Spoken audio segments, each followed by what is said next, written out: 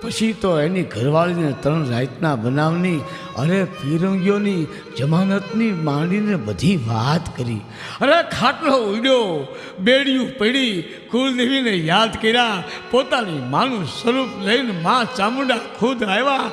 અરે જમાનત ભરીને છોડાવ્યો, હાથ પકડીને માં ચામુંડા ખુદ ઘર સુધી મૂકવા આવ્યા અને પછી અદ્રશ્ય થઈ ગયા. આ બધી વાત કાળિયાએ પોતાની મિનલને વાત કરી, ઘરવાળીને વાત કરી હો.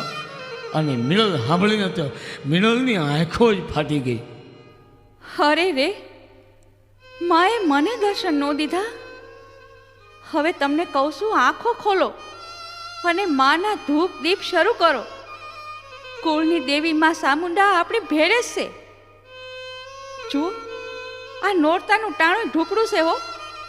માના મંદિરને શણગારો ને નિવેદની તૈયારી કરો. તારી વાત ખરી છે મીણલ.